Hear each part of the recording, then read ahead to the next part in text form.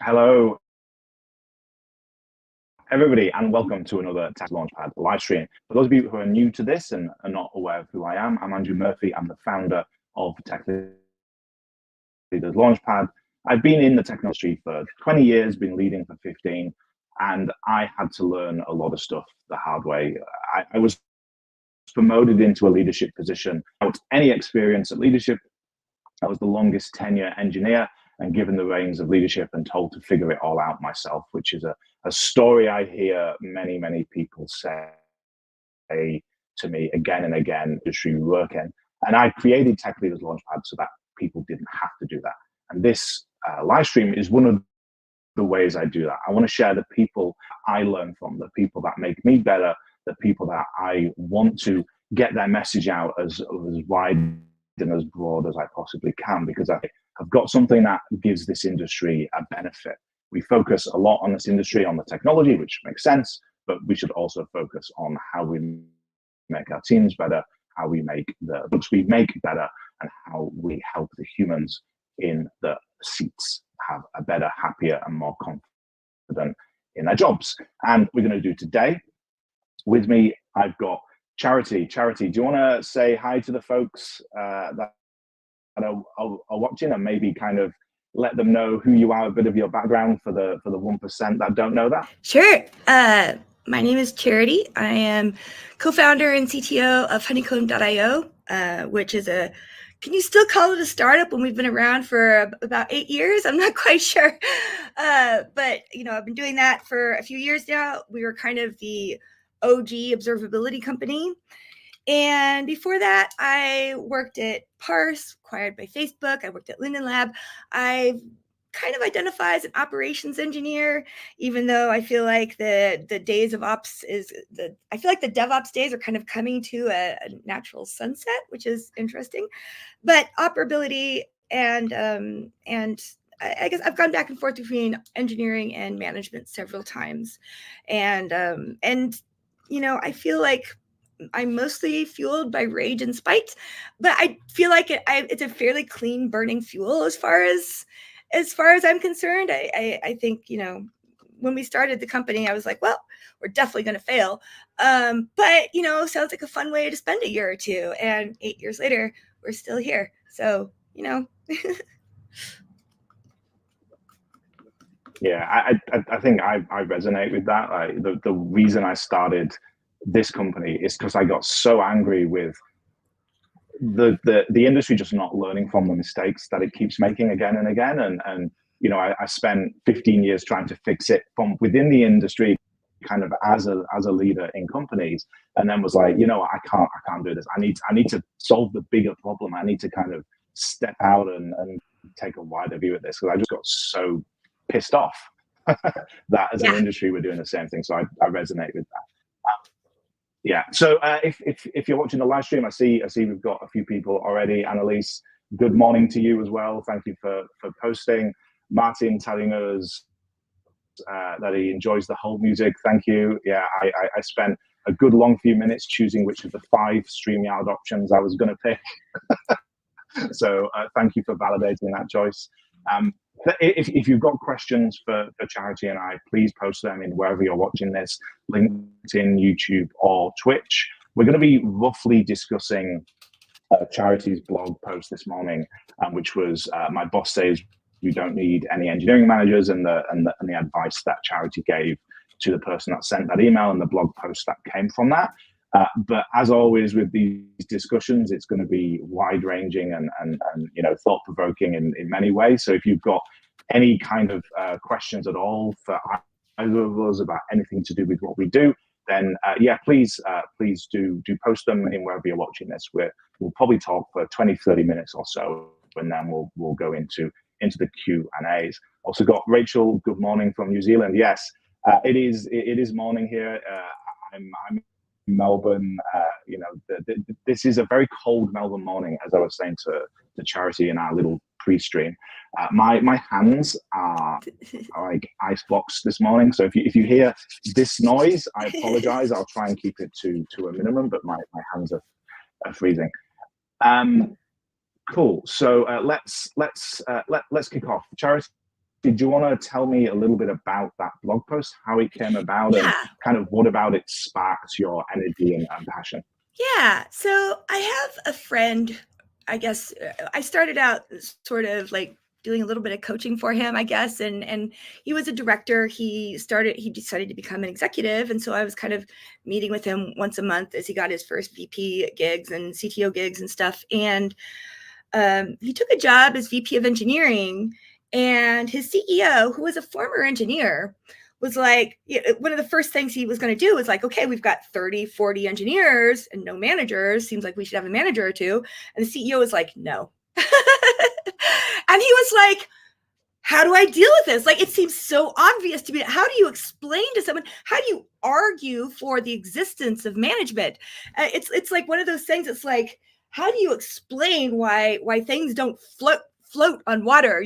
When it just seems like everyone should know this thing, and I was really frustrated on his behalf. But the more I started, it was just kind of one of those like brain worms where I couldn't get it out of my head, and I was like, why do we have managers? And I myself am a pretty anti-authoritarian, like anti-hierarchical person. And so I've kind of had an interesting journey towards accepting the need for management and stuff myself. Like my philosophy of leadership is really borrowed from the natural world. Like hierarchy emerges everywhere in the natural world. Wherever you have self-healing, autonomous systems that can grow and make themselves more complex. And the thing about hierarchy, it's not about domination. It's not about like fascism. It's not about giving people orders. It's about organization. It's because you can't have a system where everything communicates to everything else equally. Like, it just doesn't work. And the biggest thing that I took away from systems theory is that in really complex systems, hierarchy emerges for the benefit of those on the bottom. And in hierarchical systems like this, you look down for function and up for meaning. And I just thought that was so meaningful. Like, yeah, you look down for function, you look up for meaning. And it really clarifies, like, what is the job of management? It's to orchestrate. It's to make sure I sometimes also think of managers as like the nervous system of the body. They pass messages around and make sure that the right thing gets to the right place at the right time. And this is something that, honestly, to me as an engineer, I think I always fought against, because I like to have a lot of context. I like to know everything that's going on. And I felt like all the managers had all the information, and I fucking hated that. And now I'm like, oh, I see. The system doesn't scale that way. So like the key to having, if you're like me and you don't want to be a manager, the key is to have the kind of relationship with your manager where they know what information you want and they can provide it to you, so that it's not like they're not using information as a power. They're not flexing, right? They're not gaining their power by controlling the flow of information. They're leveraging it to serve the people on their team, right? It's not like I get to know what's going on and you don't. It's like, oh, okay, this person cares about this. This person cares about this. This person cares about this. And like, I feel like, our philosophy as a company is people have a right to know what's going on in the business they work at. You can only have one job at a time. You have a right to know what's happening, right up to the level of, if it's like a privacy issue or a legal issue. There are some things that, people can't know, but up to those levels, if you want to know it, you deserve to. I like that, the nervous system analogy there, because one thing that neurons have is they have this threshold, and a neuron can be getting a signal, and yet it doesn't pass that signal on until that signal reaches a particular threshold. And that's exactly what you're talking about in that analogy. Is the manager can be getting all of these signals from all over the places, but it's not going to pass it on to that neuron until some threshold level is reached.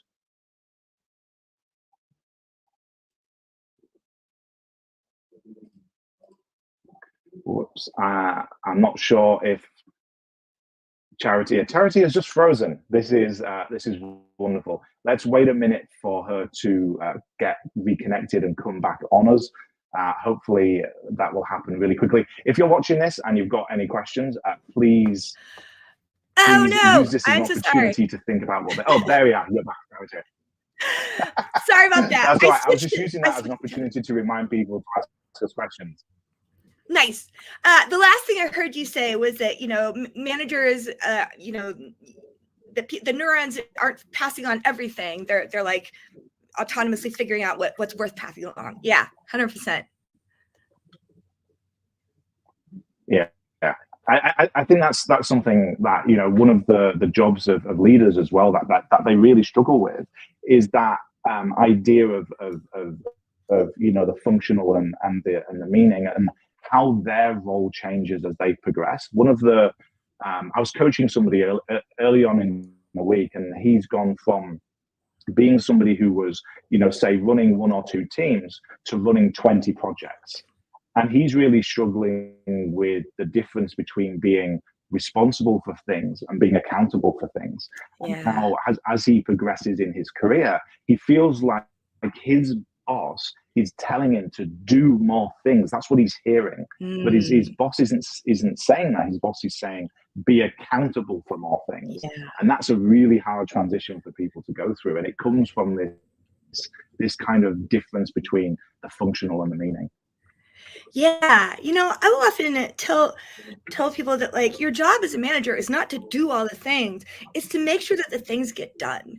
And I think especially when you're looking at like the role of, and like if you look, like there are very few things that only engineering managers do. There's so much overlap between what EMs do and what staff engineers and principal engineers do, architecture, interviewing, recruiting, designing, like there's because the skills really do overlap.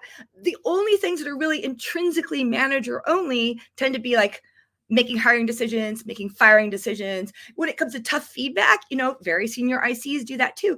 But like the job of the manager, like I sometimes think of this as like your head is down or your head is up, right? The job of the manager is to not go so deep that you're not keeping track of this stuff and making sure that everything is getting done.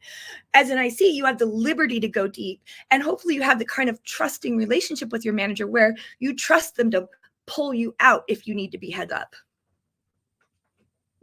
Yeah, that makes a lot of sense.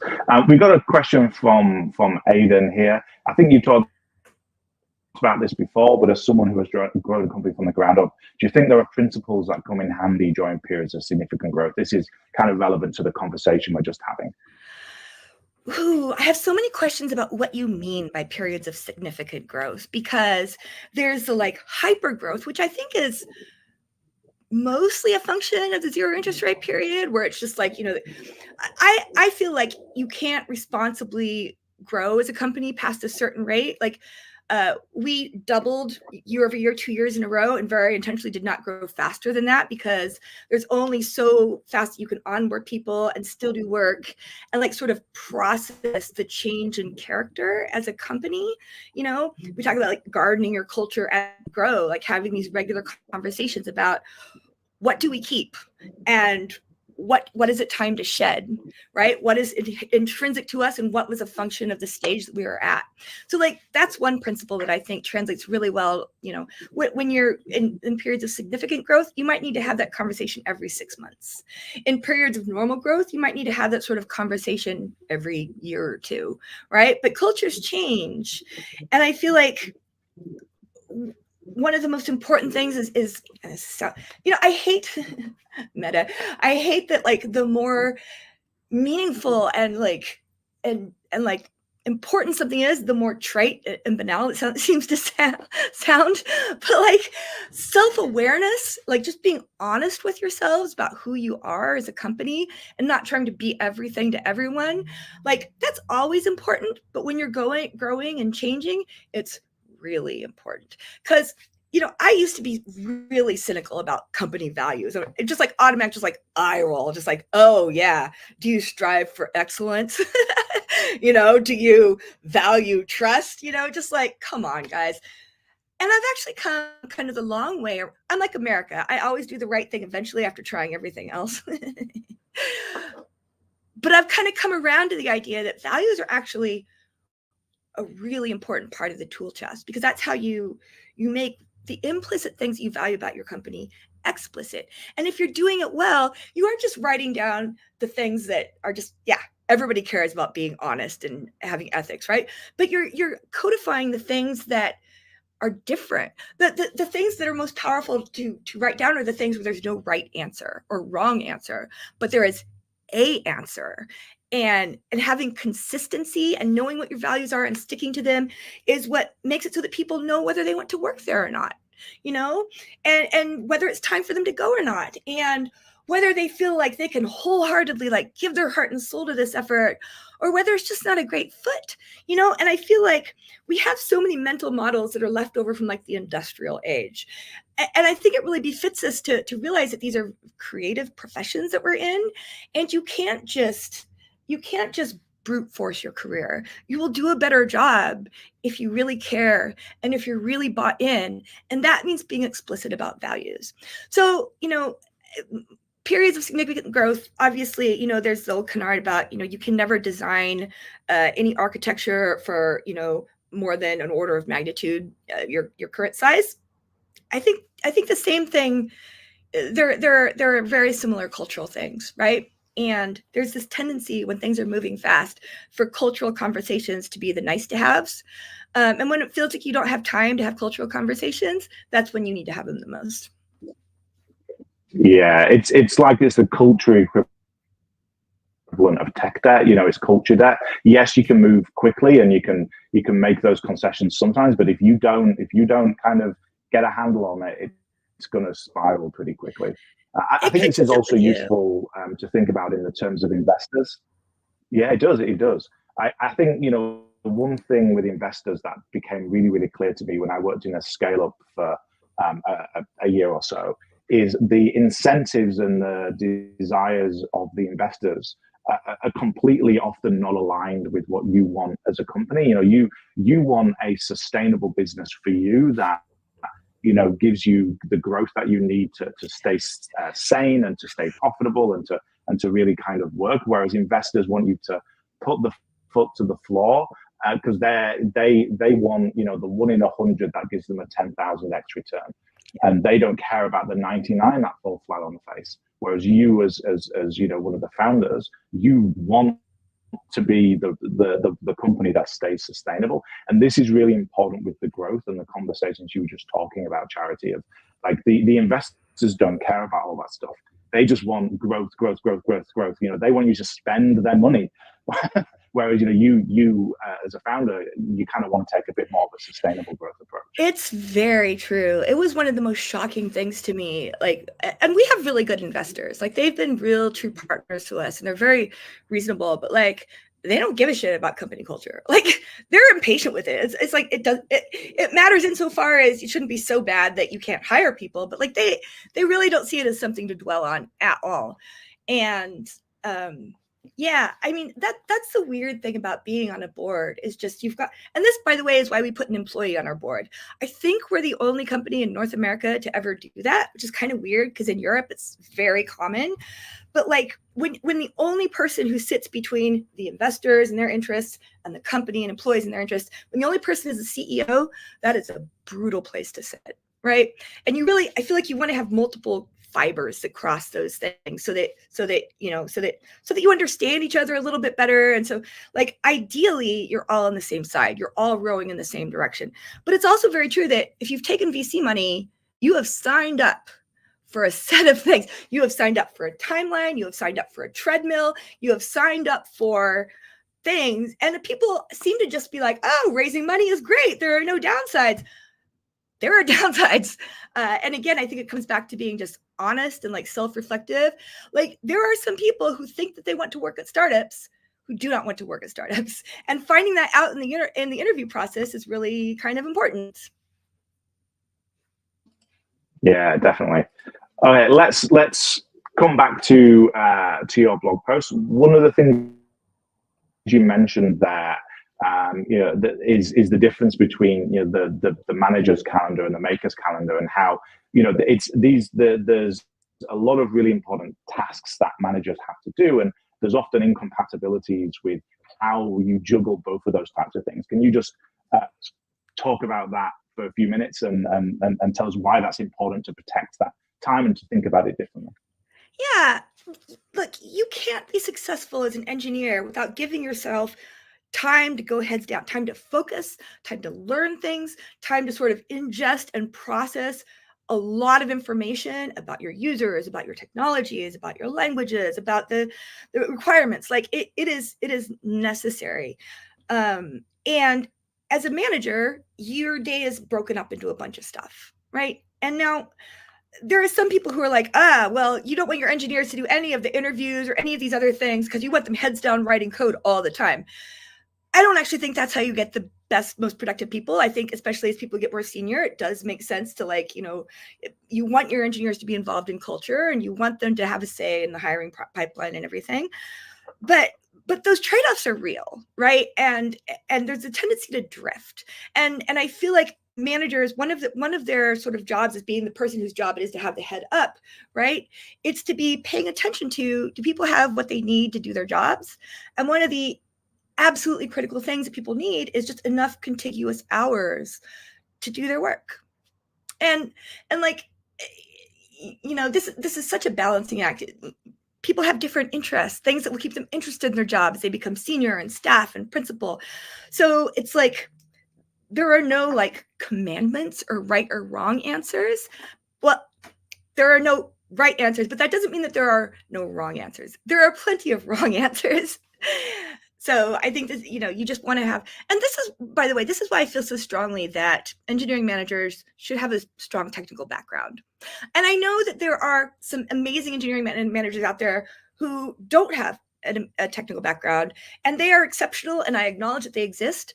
But in general, you want your manager to be able to accurately evaluate your work and stand up for you behind closed doors and make a pitch for you to be promoted and have your back when other people are like, well, they didn't do anything. All they did was code reviews and interviews, because ultimately as a manager, your job is not to pick individual people, is to compose a team. It's to compose a team and make sure that the team, because the smallest unit of software ownership is not an individual, it's a team, right? If you have one person who owns a product, that's a huge risk. It's not good for anyone. I mean, okay, if you're like a 5-person startup, it's inevitable and that's fine and everything. But like in general, once you're a grown-up company, huge risk. Only teams can do that. And that's why I feel like, I just wrote this big long paper about how generative AI is not going to fix, or not going to, build your engineering teams for you.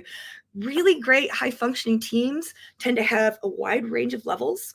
They have junior folks, they have intermediate folks, they have senior folks, they have staff engineers. It's like building a bridge, right? You need people who are at the beginning of their career, people who are towards the end of their career and they're not as energetic anymore, but they have scar tissue of like bridges past that have fallen apart. You need, construction, you need different specialties. And this is where I feel like, teams that are very homogenous early on can move super fast and they can absolutely outperform diverse teams in the short term. But when it comes to building for the medium term, not even the long term, but just the medium term, having diverse teams is a superpower, right? And I don't just mean like having men and women and different races. I mean, those things matter too. But like when you're composing a team, ask yourself, what angles of diversity do they bring? Having parents is pretty nice. They have, different, ways of approaching things and different discipline and everything. Having people who are, in their 50s can be incredible. There can be such amazing mentors. Having people who are, God, some of the most productive engineers I've ever worked with have been intermediate engineers because they aren't yet in a position where they're getting pulled into meetings and like reviews and all this stuff. They can just put their headphones on in the morning, go heads down and just crank out code. And they're so phenomenally productive, right? But that's a window of time that only lasts for like maybe 5 or 6 years. Then they've grown up and they're doing the mentoring. So you really do need to like fill this pipeline, hire junior folks. AI is great. It helps make people a lot more productive. It helps you learn faster. It helps a lot of things, but it doesn't build a team. So we've kind of wandered afield from your original question, but like I feel like the core job of a manager is to craft and curate and fine-tune teams and feedback loops. Yeah, and you mentioned productivity in there, and I think it's worth kind of nailing that point. I see one of the jobs of of EMs as to take the outputs for the teams and curate those into outcomes. You can have a team that produces a lot of lines of code, but that doesn't necessarily mean that they're building the right thing. Yeah. And, I see one of the jobs of managers to make sure that that's what they actually do. It's not just about, it's important to write lots of code, but if that code doesn't do the right thing, then you've basically just wasted an entire sprint or quarter or whatever. And that's a really important role. Hugely agree. Yeah, often this is done by managers. Sometimes it's done by principal engineers, sometimes by product people. Usually it takes more than one person caring about this. But I feel like it's a really crucial aspect of maturing as an engineer, is going from, oh, tech is interesting and fun and hard and I'm learning things, to being like, okay, what are we using this technology for and why does it matter? I think that's a good segue to a question from Ivan. So Ivan said the blog post was about what will happen if we hire EMs. Ivan suggests a thought experiment of doing the reverse, which is to take a medium-sized company and then remove all the EMs from that structure. What do we think would happen if we did that? What would be the knock-on consequences? Oh gosh, that's such a fun thought experiment. I mean, it depends is the only answer. It depends on how good the engineering managers were. It depends on what what hats they actually played. But I feel like honestly, in the short term, not much would change. And people would be like, oh, did we really need them or not? Because most of the work that managers do isn't the day-to-day stuff. It's week to week, month to month, year to year. It's making sure that we're hiring and training and recruiting and retaining, and that people are getting the support that they need, and that projects are on the right track, and that the right question, if back to your analogy about the nervous system, right? If the nervous system is kind of like dampened in the short term, your foot's still there, right? But slowly over time, it stops functioning as well, right? Yeah, I think you would definitely start to see projects being worked on that were not necessarily the right outcomes for the company. That would start to drift off. I think you would, like you're saying, if you had PMs and staff engineers, they would do a great job of pulling that back, but they wouldn't be supported by the EMs. I think you would likely see probably really great retention in the short term, but then probably terrible retention after a few months, because those kind of crucial conversations around career development, where people want to go, advocating for those people with higher up management, advocating for getting these people the visibility that they might not otherwise have. Like a lot of really amazing engineers are not the people that have the skills to kind of advocate for themselves and make themselves be seen and heard with higher up leadership. And that's one of the roles of EM. So you would probably get a massive amount of retention in the beginning as people go, oh my God, we can work on whatever we want and do whatever we want, and then realize that actually means that these crucial conversations are not happening. Well, there's this great essay called The Tyranny of Structureless or something like that. And it talks about how when you don't have a formal hierarchy, it doesn't mean that hierarchy doesn't exist. It just means that nobody is entirely sure who has it or who's in charge. And so you get these informal power structures all over the place, but you don't know how to navigate it, right? Unless you're one of the in crowd or unless you have the loudest voice, or, there will be decisions will get made, but in a way that has no accountability and no real mechanism for correction. Yeah, and I think this is kind of what Aaron is pointing to in his comment here. Doesn't that just cause the role to be informal? Someone seems to often step into the leader-like role and becomes de facto EM with that title. Yeah, that would definitely start to happen. But I think this is where emergent properties versus designed properties arguments come in, and there are a lot of benefits to emergent systems, but there's a reason why we design systems, and it's because there are downsides with emergent systems as well. And often the people that step up, don't have some of the support that a design system would have. Yeah, anytime we're talking, there's nothing magical about management titles, right? There's nothing that's like, well, this is going to save our business. It's a tool. It's a tool that has been, tested a lot and tried. There are a lot of best practices. You can read, you can learn, you can teach, and everything. It's so like, choose boring technology. I always choose boring cultural tools too, right? There's no reason to reinvent the management if you don't have to. But there's nothing magical about it, which means that there are plenty of anecdotes out there about companies that are run without any management or directors or structure, and people just like know what they're supposed to do, and people just choose their own work, and it works fine. Maybe it could work better but like people, and some people have had amazing experience. How many really senior engineers I know who say that the best managers they ever had were the ones that were not technical at all, because they never contradicted them. They just relied on them implicitly to say what was true and what was false. And the engineers like, this is dope. I love this. I love not being questioned. And it's like, well, that might work fine. It feels to me like it might work better if someone did question you once in a while, or someone was equipped to evaluate whether or not what you were saying was true or not. But like, people love it. So, nothing magical about it. It's just a tool. Yeah. Yeah, and it's really hard to run the A/B tests on this kind of stuff. Yeah. It's hard to know what would have been that person's experience if they had have had somebody who was kind of pushing them and trying to encourage them to do better. It's really hard to know like that. The essential thing about management structure, I think, is that it should have a means for correction, right? Holding people responsible and accountable means that when they're doing a bad job, or when they're bullying people, or when they're really, terrible, then there should be a function that is understood for giving feedback and getting that person out. Much like democracy, right? One of the reasons we have elections is so that we can get people out. And so I feel like, if everything's great and everyone's on top of their game, maybe you don't need management. But as soon as something goes wrong, do you have a mechanism for taking care of it? Yeah, and that's one of the things that really can destroy morale in a team is somebody is obviously not performing and nobody does something about it. That is one of the quickest ways to just destroy morale in that team. Totally. Yeah.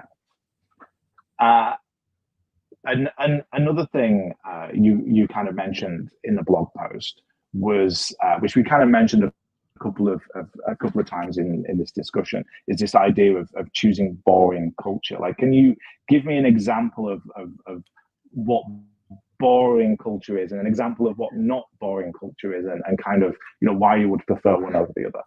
Yeah, like I said, this is very much a riff off of Dan McKinley's famous post about choosing boring technology. Boring isn't bad. It just means that the failure conditions are well understood, and that you can find people who understand, the pros and the cons of the technology or the tool or the framework. I feel like a lot of tech companies work really hard to make sure that their work is fun, like the foosball and like beer pong and all this stuff. And in my experience, what people really want is a healthy company, one where people are listened to, one where underperformers or assholes are dealt with, ones where effort and good work is recognized, ones where, what you need to do is clear and things aren't just getting canceled, where good decisions are made, where, that's what people want. We don't need to make work fun, because people are fun. When people are in a healthy environment, people bring the fun, right? People are the ones who bring the in jokes and the little, like the running jokes and the character and the things that we remember so fondly, from our jobs. Like, forced corporate fun is rarely that fun. I feel like having a healthy culture where, where your values are clear and where people feel like they're seen and heard and recognized, and the work that they are doing is meaningful. I mean, the Dan Pink's book about what do we all value in our work? It's autonomy, mastery, and meaning. And if you're regularly getting those things from your work, then then like you bring your fun self, right? And the fun that I always look back and remember is the fun that my coworkers brought. Just, you know, the gallows humor, being on call in the middle of the night when you're all up at 2 a.m. You're just cracking jokes about the database, or like, you know, I remember when we were running Ruby on Rails, and we had these unicorn workers. We did this rewrite and got rid of them, and I brought lighter fluid and these paper rainbows down to the Facebook quad, and we set them on fire. We're like, fuck the rainbows, they're gone, as we were spitting down the last ones. It's like, that's not corporate fun, right? That comes from the people.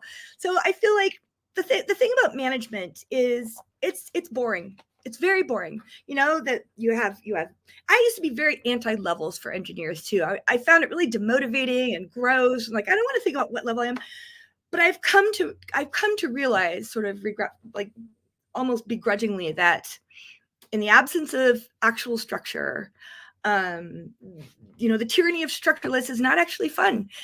You know, having some structure that isn't perfect, but it exists, so you can give feedback on it, you can tweak it, you can modify it for your needs. You know, using the same sort of, you know, structure as the rest of the industry is also really powerful, because the more consistency there is, the more, you know, the more you can take for granted. Innovation tokens is the other part of that blog post, right? Choose boring technology. You have a few innovation tokens and you should spend them on things that are critical differentiators for your business, right? So it's not saying never be creative, but creativity has a cost, right? It has a high cognitive carrying cost whenever you're trying to do something genuinely new. So like holacracy and some of these sort of like, you know, anarchic, you know, ways that people have invented to try and run companies, they're very costly, they're very expensive, and you end up devoting a lot of your creativity and brain space to trying to figure out these new and creative ways of running your company, instead of devoting that to your product and your differentiators and things that will actually help you succeed as a business. As you've been talking, my mind has been going to the huge parallels, and I know you're really keen on you know, the phrase socio-technical and this interaction between those two things, and the huge parallels between what you're talking about there and the technology frameworks we use to build our software has just been ringing a massive bell in my head. You know, nobody builds their own React.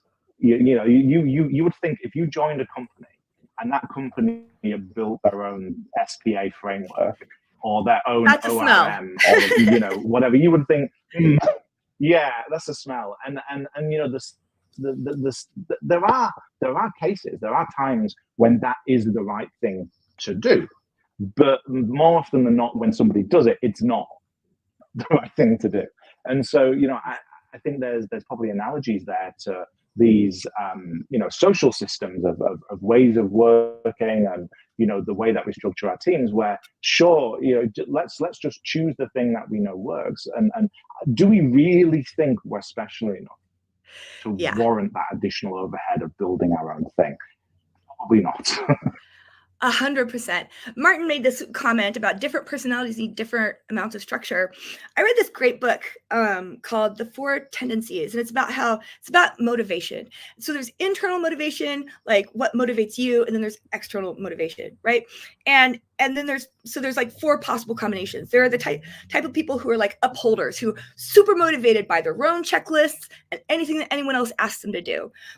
Great. And then there are people who are only motivated, like if they want to do something, they're unstoppable, but they're not really motivated by things that other people want them to do. Then there's the reverse. There's people who need a gym buddy, right? They respond really well to external structure and have a hard time sticking to the things that they personally want to do.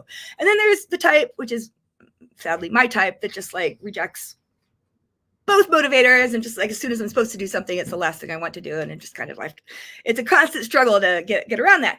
But like, it's so true, and I think that's really important when you're an engineering manager, is knowing your people and knowing who needs what. This isn't actually a question of seniority versus not seniority. It's about what do they need from you. Some people need and crave external structure. Some people, that's the worst thing you can do to them. Yeah, Martin followed up with this comment: lack of structure can be scary to some folks. Yeah, 100%. Especially if you're new in your career and you don't know what to expect. Uncertainty in general can be scary for a lot of people. And if you're really new in your career and just starting off, there's so much uncertainty already. Do we want to add whole heaps of new uncertainty to their plate? Like it's let's just keep that uncertainty to a minimum as much as we can. I'm going to put your own comment up, Charity, so you can talk about it. What's this? Oh, that's the thing I was just like rattling off about how there's, people who like really respond well to external structure or internal structure or both or one or the other or neither. Yeah. No, I've never seen that. I definitely need to have a look at that. Thank you for that. That's good. I was going to go onto my list. We've got a comment from Aaron. I know you're joking, Aaron. I think it's worth kind of pointing out the difference. Like, yeah, Facebook made their own React. Like, are you Facebook? No.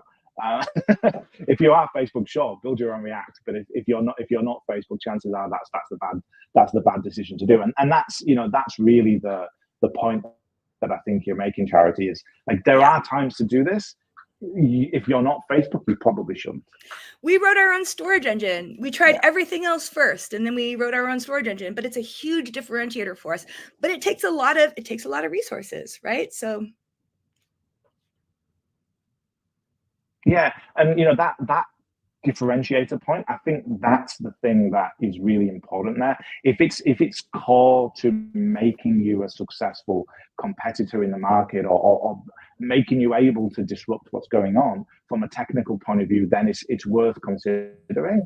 I think rarely it can happen, especially in a very competitive market, in a candidates market. I think rarely those same decisions would apply to like a cultural decision. I think rarely the culture of a company is going to be a unique selling point. I can see arguments. I know Valve, for example, the creator of Steam and the other things like that. They have a very unique corporate structure, and that is, they say, their differentiator in the market, and that's one of the reasons that they're successful. Brilliant, glad it worked for them. It's probably a fluke, not a rule, is why that's worked for them. The bigger you get as a company, the more kind of generic your culture needs to be, because you need to be able to appeal to a wide range of people. In the early days of Honeycomb, Christine and I will sometimes joke that the only things we had going for us was we handled high cardinality and we had 2 women founders. And like, this would make me a little cranky. Some people would be like, why? I'd be like, why do you want to come work at Honeycomb? They'd be like, well, I'm sick of working for, a bunch of, white dudes. And I'd be like, is there anything else you like about us? Like, it's kind of like being told that someone wants to date you because you're a woman, it's just like not great. But like, I won't deny that it worked to our advantage. There are a lot of people who are really out of our league who came to work with us just for that reason. And it's what allowed us to grow up, right? We hit above our weight average, or whatever that sports metaphor is, for a long time. And we really benefited from just how many people were interested in coming and working in a slightly different way. We talked a lot about our culture from very early on, which I think, was probably about as much as having 2 women founders, but, it definitely helped us stand out. And there were years there when it was so competitive to hire engineers, and we never had any trouble, just because so many people were like, it resonates with me. I would like to try that slightly different, twist on culture that you've gotten. But I would say that we were all of the cultural stuff that we really tried to do was about health, not being exciting, Yeah, and you've got to use the advantages you've got as a startup and a scale. You've got to be able to. Yeah, like if you don't, you're not going to be successful. We're getting close to the top of the hour, so if you've got any more questions, folks at home, please make sure you post them in the next couple of minutes, because we're going to be getting to the end of this pretty quickly. Just as my kind of last structured question, we've talked about like the benefits of engineering managers. We talked about the benefits of structure. As with all good things, there is so much there is such a thing as too much of a good thing. Hell yeah! And what are some of the danger signs that you're approaching this kind of too much overhead, too much structure, too much management, and what are the downsides of that, and what are the fixes to that? It's very important to remember that, management is overhead. It absolutely is overhead. And that doesn't mean it's necessarily bad, but it does mean you should have as little as possible while covering the bases that you want to cover, right? So like if you're a young, scrappy company and you've got a ratio of like 1 engineering manager to every 4 or 5 engineers, why? Because the thing about overhead is it does have this tendency to it's like a gas. It expands to absorb all available resources and then some. Like nobody's ever going to feel like they have time, right? Like nobody's going to feel like they have spare time. Everyone is always very busy, and that doesn't necessarily mean that everything that they're doing has to be done, right? Like you can get into communication for the sake of communication. You can get into over engineering your or prematurely optimizing your job ladders or your whatever, as little as keeping it lean and efficient, and kind of constantly asking yourself, do we still need this? Is this still valuable?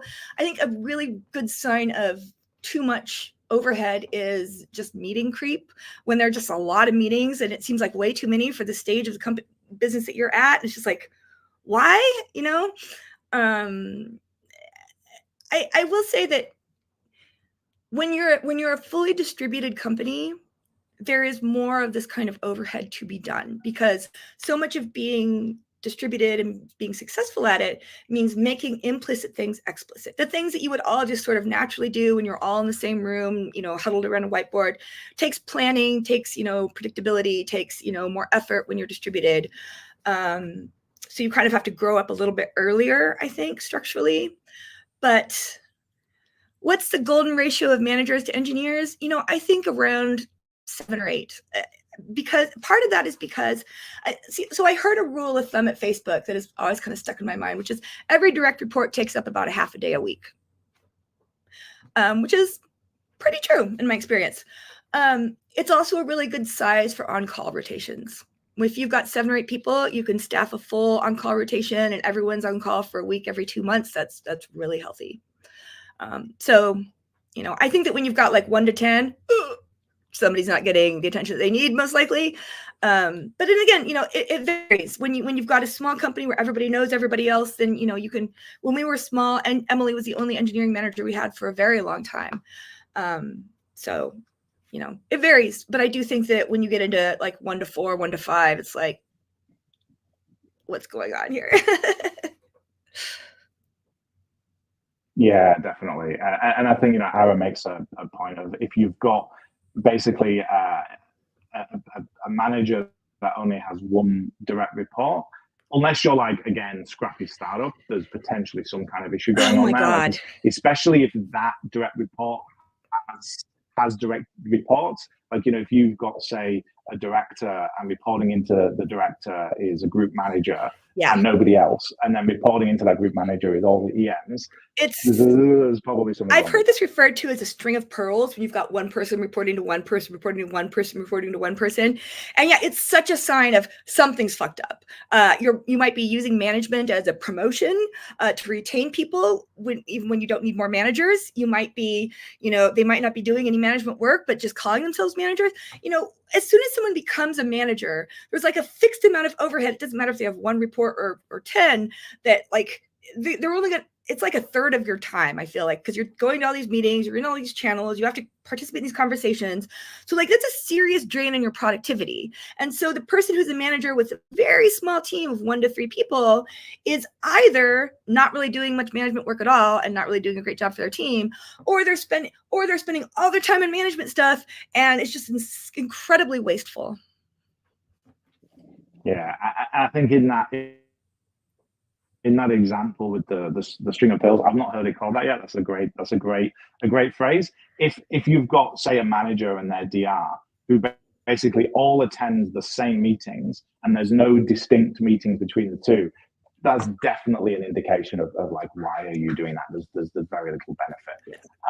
I have seen some, as with all of these things, there are exceptions, and I think one of the exceptions to this could be when one of them is hugely focused upwards at the business and the senior leadership team, and the other one is hugely focused downwards and operationally on the team. I've seen that work well, especially when, say, the person at the top is one of the founders and is like, yeah, I'm here because I'm a founder. I'm not necessarily here because I want to operationally run the team. Yeah. But like, again, that's the exception, not the norm. Yeah, and there's also something we said for like temporariness. Okay. I mean, we get into all these suboptimal structures temporarily, and as long as everybody knows this kind of sucks, but it's going to be this way for a few months until we get more people or whatever. I think that goes a long way. Yeah, definitely. We are at the top of the hour. We are at the end of this good discussion. As with all of this, I am shocked with how quickly the hour disappears underneath us.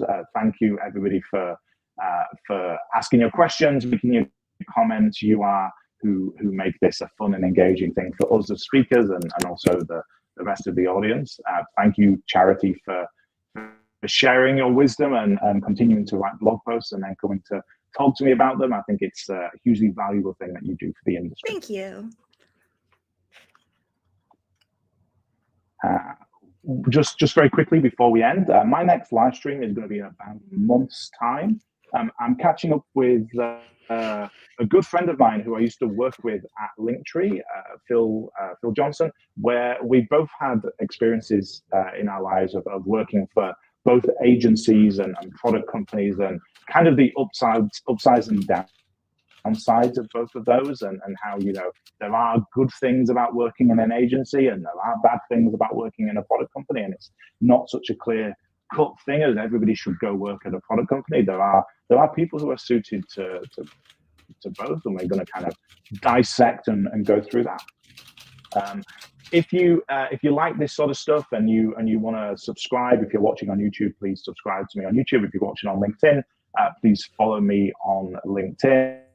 And I say this at the end of every live stream, and thousands of people have seen this, and only a few people have done it. Genuinely, that first QR code in that list is to book a 20-minute chat with me to talk about anything leadership, for me to kind of give you either just an ear to listen or advice if you want it. It is not a sales pitch. I promise you, it is not a sales pitch. I do this because I want to do it and I enjoy it. Charity and I were talking about this before. Part of the reason we do this stuff is because we enjoy doing it. We get value out of it, and we want to help the industry. Please book 20 minutes in with me to have a chat. The reason why it's 20 minutes is generally we spend half an hour on it instead of 20 minutes. And if I make it half an hour, it ends up being 45. So knowing that it's going to overrun, I set it to 20 minutes rather than 30 minutes. Charity, is there anything you want to send people about you, the stuff that you're doing? I'm on Twitter, Mipsy Tipsy. I have my blog at charity.wtf, and I just wrote a long blog post for Stack Overflow about why generative AI is not going to build your engineering teams for you. So have a look if you'd like. Awesome, brilliant. I will definitely give that a read. Thank you again, Charity, for coming along, and thank you everybody for watching, and see you next time on Tech Leaders Launchpad live stream. Have a good day, everybody. See you later.